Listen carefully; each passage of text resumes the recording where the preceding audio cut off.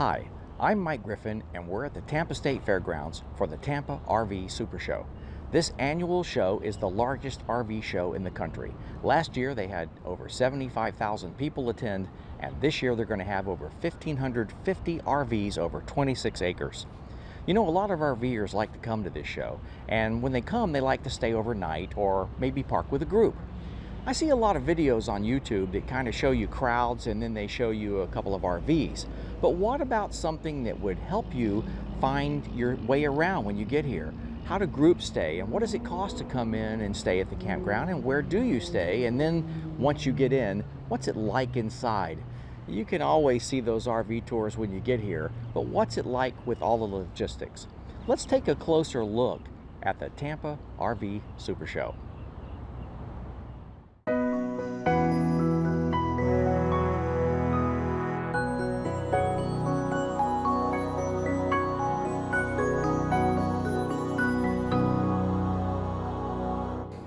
There are two main gates to get into the show. This is gate 1, where most people come in. It faces east and it's along 301. The other gate is the south gate along Martin Luther King Boulevard. That is gate 3. When you go in, tickets for each person are $10 a piece, and if you want to park overnight in the parking lot with your RV, it's an extra $20. When you first walk into the show from the main entrance, you're in one of two indoor halls where exhibitors display RVs. This is the building where the really expensive ones are shown. Most of them are Prevost and For Travel models costing more than $1 million. To see these, you'll wait in line and, for Prevost, even have to leave your shoes outside. The majority of the show is outdoors, covering 26 acres where over 1,500 RVs are set up and ready to walk through. Almost every RV manufacturer is represented here, and you're encouraged to poke through every nook and cranny to explore and find answers to all of your questions. Since it's held on a fairground, you can find booths scattered throughout the park with all of the typical carnival-like food, like corn dogs, hamburgers, funnel cakes, pizza, and lots of drinks. But there's also a sit-down restaurant on a floating platform under a tent, and a few places that sell sandwiches and even salads. If you plan on going to the restaurant, get there between 11 and 11:30, or be prepared to wait in line. It can get pretty long.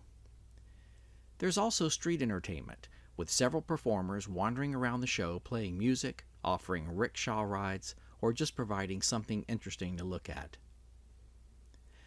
There are usually several short seminars held each day in a building at the southeast corner of the show. Topics usually cover things like lifestyle, shopping for a new RV, maintaining tires, and much more. All of the seminars are free, and you don't need any reservations. Let's take a look at a map of the Tampa State Fairgrounds so you can see where everything is and where to park. The fairgrounds are just south of I-4, and the road on the right is 301, which runs south from I-4 and east of the fairgrounds. Scattered around the map, you can see all of the various parking lots, each designated by a letter. The main entrance to the show comes off of 301 and goes directly into Lot C. Most handicap parking is in the Lot C area. When you pull into the fairgrounds from 301, you'll stop at some booths to pay for parking. You can see the booths here as a yellow rectangle. They are plenty tall enough to accommodate a big rig, and once you're through, there are always quite a few attendants in the lot to direct you to your parking spot.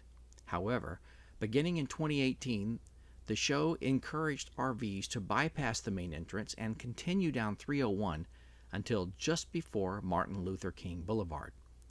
As you can see on the map, there's another entrance there where RVs can enter through an open fence. Attendants will take the $12 parking fee when you come in through this gate.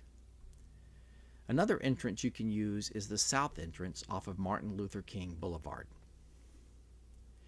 Where you'll park depends on whether or not you're in a regular parking area or a rally parking area. Regular parking is $12 your first time in, and $20 a night for each night of dry camping. For that, you'll usually be parked in one of the standard lettered lots like Lot E, Lot F, Lot H, and so on. If you call the Florida RV Trade Association, that's the FRVTA, they're the ones who put on the show, and you register and pay a $215 rally fee, you'll be parking in one of the rally areas that are indicated in orange on the map. The $215 is a pretty good deal because you get coffee and donuts some mornings, free admission to the show for all 5 public show days, 30-amp electrical service at your rig, and admission to some free evening entertainment. You can also come in a day early and park. This is usually on Tuesday, the day before the show opens to the public on Wednesday. Now, here's a look at one of the rally areas. You can see about how close the rigs are to each other, but the space is enough and electricity is included. This is one of the dry camping lots. It looks the same as the rally areas because they are all just grass fields. The only difference is that there's no 30-amp service. If you park overnight, you won't be able to use the entrance roads off of either Martin Luther King Boulevard or 301. Instead, you'll have to go in and out using the Orient Road entrance on the west side of the fairgrounds. They have a guard gate there that is manned 24/7 during the show. Let's take a closer look at the map. The gray areas generally aren't used during the RV show and are off limits. The yellow group of buildings over on the right are the main Expo Hall, which is just inside the main gate, and Suppliers Building A, which is where you'll find several long rows of vendors selling everything you'd ever want for your RV. The second Suppliers Building is at the southwest end and is colored red. Here you'll find even more vendors selling RV accessories, travel brochures, and just more of the kind of things they offer in Building A. Right next to the red Suppliers Building A is the Likes Arena. Other than the yellow Expo Hall, it's the only place at the show where you'll be able to look at RVs inside air conditioning. So, where are all the RVs? Everywhere. All of the green, all of the blue, the left, which is the west side of the yellow, and all of the white space to the right of the red buildings.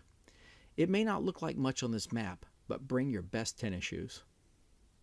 If you're parked on the south side of the show, lots E, F, H, I, and J, you can enter and buy tickets at Gate 3. You can see it just above Lot J. They don't usually open Gate 2 during the show. If you already have your tickets, you can also enter the show on the southwest corner of Suppliers Building A. Gate 1 is the main gate, and you can see it here just to the west of Lot C. Scooters and wheelchairs are available for rent just inside of Gates 1 and 3.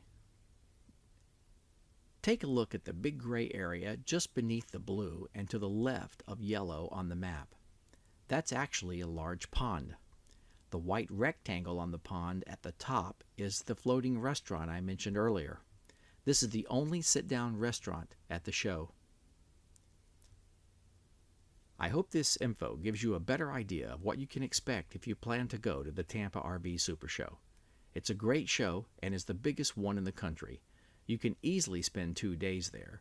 The $10 admission includes 2 days. We go every year and enjoy camping in a rally, meeting old friends, and seeing what new features are available in the RVs. Take care, safe travels, and we'll see you on the road.